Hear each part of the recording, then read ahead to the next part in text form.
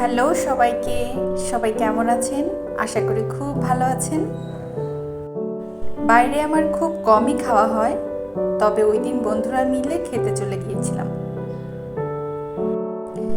বাইরে খাওয়ার সময় বাঙালি খাবার যেমন ভাত, ভর্তা, সবজি, ডাল, শাক এই ধরনের খাবারই আমার খুব বেশি ভালো লাগে। তো ওই দিন বন্ধুরা মিলে চলে গিয়েছিলাম জৈতাই খেতে। জায়গাটা বেশ বাঙালি ঢঙে সাজানো, বেশ খোলামেলা আর ছিমছাম ছিল। বেশিরভাগ সময়ই আমার নিজের রান্না আমি নিজেই করি, কিন্তু দেখা যায় কখনো বাইরে ঘুরতে গেলে বা খুব কাজের চাপ হলে বাইরে খাওয়া হয়ে যায়। তবে বাইরে খেলেও আমার মাথায় সবসময়ই থাকে মোটামুটি হেলদি কিছু খাওয়ার চিন্তা। তো ওই দিন আমরা সব বন্ধুরা মিলে কয়েক ধরনের ভর্তা, ভাজি, শাক, ডাল এগুলো দিয়ে ভাত খেয়েছিলাম এবং প্রতিটা খাবারই আসলে অনেক মজার ছিল। এখানে নানান রকমের ভর্তা ছিল, বাদাম ভর্তা, শিম ভর্তা, আলু ভর্তারই কয়েক ধরনের, মরিচ পেঁয়াজ ভর্তা, আরও কত কি যে ছিল। তো আমরা আমাদের যার যার পছন্দ মতো ভর্তা পছন্দ করে নিয়েছিলাম এবং আসলে খুব মজা ছিল খাবারগুলো। চারপাশে আমাদের গ্রামীণ নানান ঐতিহ্য চোখে পড়ছিল। ছোটবেলায় যেই গল্প কবিতাগুলো আমরা বইয়ে পড়েছি তারই কিছু কিছু অংশ এখানে লেখা ছিল নানান জায়গায়।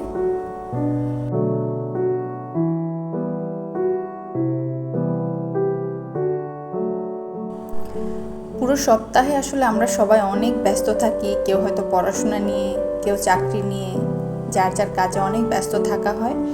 তো শুক্রবারের দিনটা যেহেতু আমাদের গানের ক্লাস থাকে, আমরা সারাটা সকাল গান করি, গানের ক্লাস করি, তারপরে দেখা যায় বিকালবেলা যদি সময় থাকে, যার যার হাতে সময় আছে, তো আমরা চেষ্টা করি দুপুরে কোথাও খেতে বা কোথাও ঘুরতে যেতে। তো আসলে আজকের দিনটা এরকমই একটা দিন ছিল আমাদের জন্য। এখানে খাবার অর্ডার করার পর কিছু সময় বসতে হয়, তারপরে খাবার এসে দিয়ে যায়।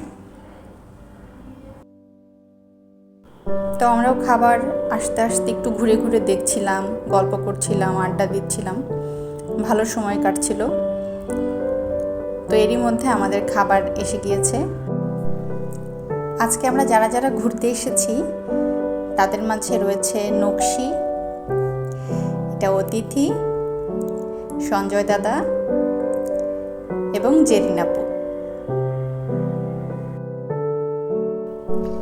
বেশ অনেকক্ষণ গল্প হলো, আসলে আমাদের অনেক খিদা পেয়েছে।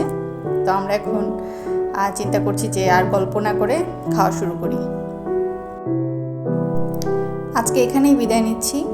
সবাইকে অনেক ধন্যবাদ আমাদের সাথে থাকার জন্য। তো সবার সময় কেমন কাটছে, কি নিয়ে ব্যস্ত জানাবেন কমেন্টে।